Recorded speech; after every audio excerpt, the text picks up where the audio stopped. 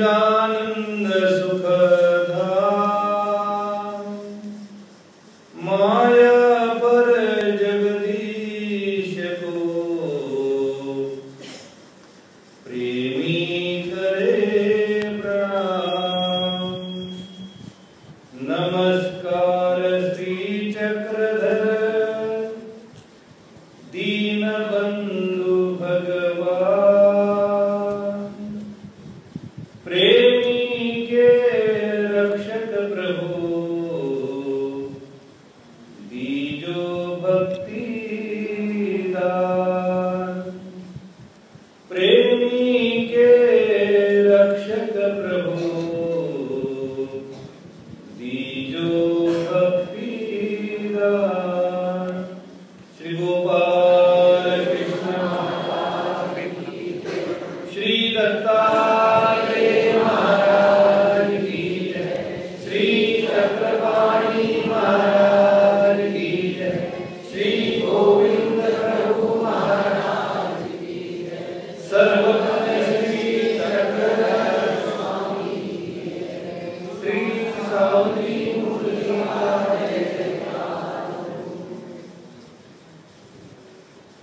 गुणातीत पावन परम निदानंद सुखदाम, माया पर जगदीश को प्रेमी करे प्रणाम।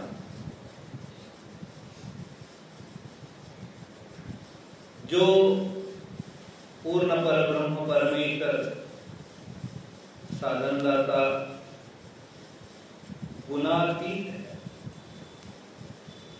रजतम सत्व से परे,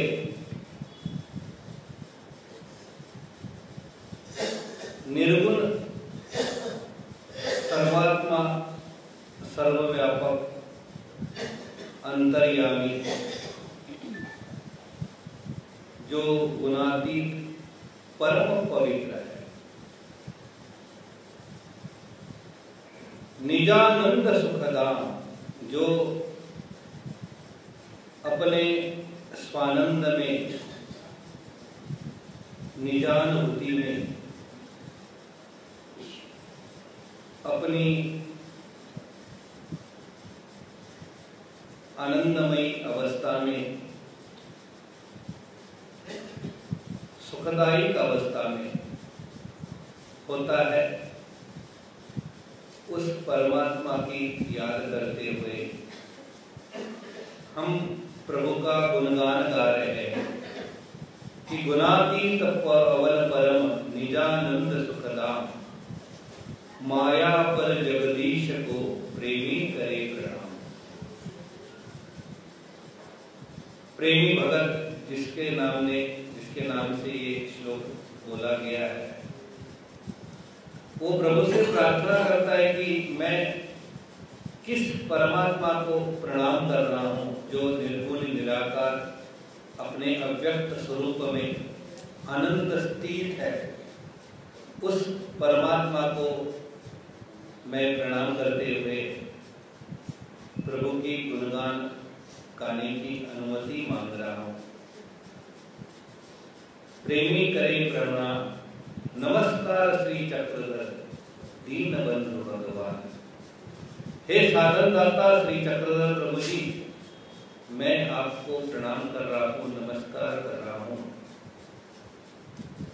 नमस्कार श्री चक्रधर, जिन्होंने ये ज्ञान चक्र शक्ति चक्र धारण किया हुआ है, जिन्होंने जीवोद्धरण का कार्य स्वीकार करते हुए मेरे लिए ही खाली इस सृष्टि की रचना बनाई है। बस मेरे ही कारण आप निराकार से साकार रूप में यहाँ अवतीर्ण हुए हो। ऐसे जीव के लिए आप इस सृष्टि में आए हो। ऐसे साधन दाता श्री चक्रधर प्रभु जी का मेरा साष्टांग अभिवादन है, नमस्कार है। प्रेमी के रक्षक प्रभु तीजो भक्ति दान। मैं आपको क्या मांगने आया हूं, किस भाव के साथ आपके सामने चौखट पे सिर रखकर सामने खड़ा हूं, कि हे परमात्मा, मुझे और कुछ भी नहीं चाहिए। नमस्कार श्री चक्रधर दीन बंधु भगवान, आप दीन के बंधु हो। आपने जीवों के साथ कई रिश्ते जोड़े हैं।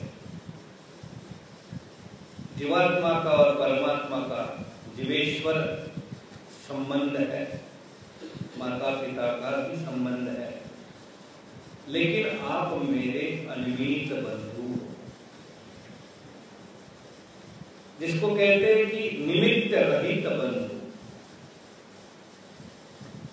मेरा और आपका अनमीत बंधु का नाता है, जिसके कारण उस विशेषण के साथ मैं आपसे ये नाता जोड़ते हुए प्रार्थना कर रहा हूं, दीन बंधु भगवान,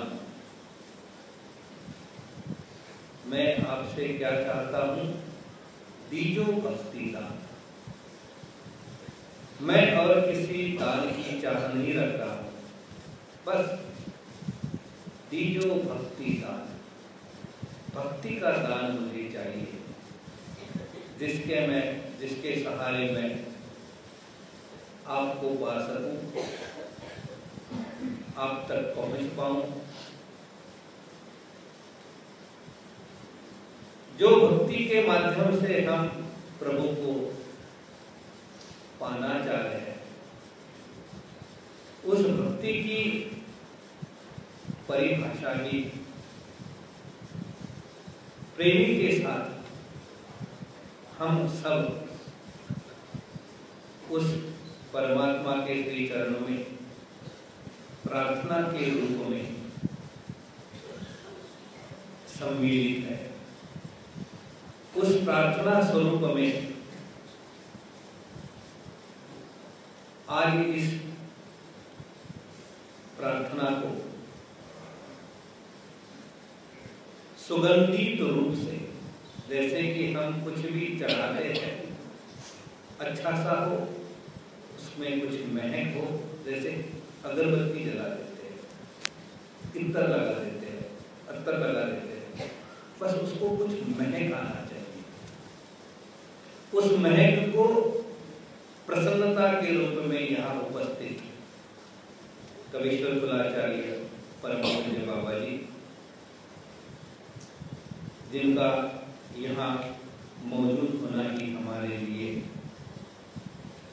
सुगंधित के साथ प्रसन्नता के रूप में मौजूद है। ऐसे ही सब आप प्रेमी भगत हो, उस प्रेमी भगत की प्रार्थना, हर किसी की प्रेम भक्ति की भावना अलग है, हर किसी का पुष्प अलग अलग भाव से तैयार हुआ है। ऐसे पुष्पों के साथ बना हुआ हार आज हम श्री सावली मूर्ति के गले में प्रेम भक्ति के साथ अर्पण कर रहे हैं। श्री सावली मूर्ति का जय जयकार। जीवन में ऐसा सौभाग्य हमें प्राप्त हुआ है कि आज ये हार हम लेके यहाँ इकट्ठे हुए हैं। हर किसी के भावनाओं में श्रद्धा के साथ ज्ञान और प्रेम की विधि मन में बसी है।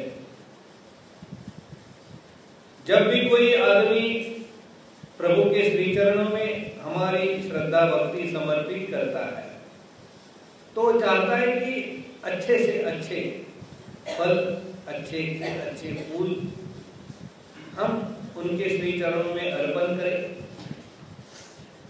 जैसे हमारी ये भावना ये होती है, ये तो दृश्य रूप से, प्रतीकात्मक रूप से हम उसको चढ़ा रहे हैं, उससे आगे ही उस विड़े के साथ में हमारे कुछ अंदरूनी भावनाओं के साथ भी स्पर्श होना चाहिए। जो भी हम कर रहे बाहरी तौर पर तो नहीं कर रहे,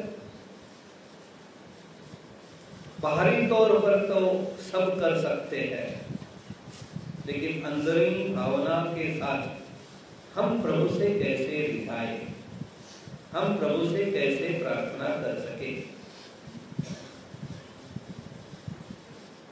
शास्त्र कहता है कि जो भी हम प्रभु से प्रार्थना कर रहे हैं उसमें क्या होना जरूरी है, जिसमें शास्त्र कहता है देवाची आरती व्हावी, मार्गाची प्रीती व्हावी, विषयाची निवृत्ती व्हावी आणि देहाची अनास्था व्हावी।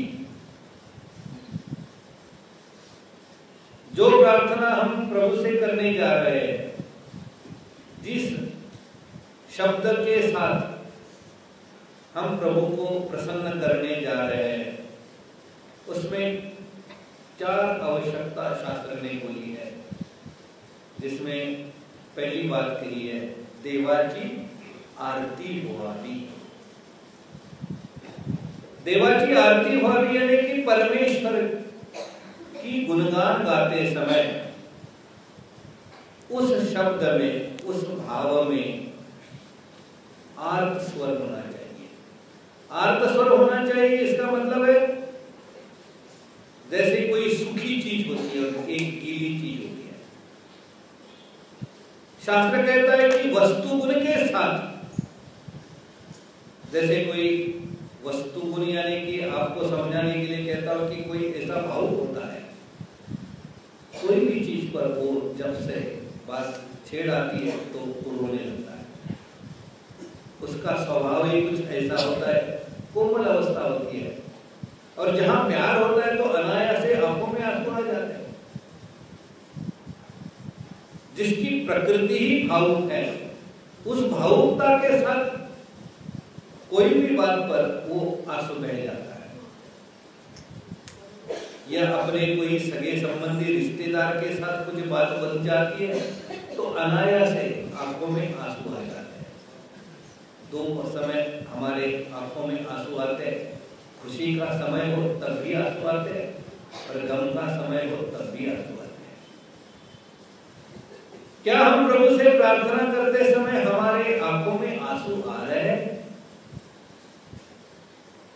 उस विधि के साथ, उस भाव के साथ हमारे शब्द से आगे आंखें बोलनी चाहिए।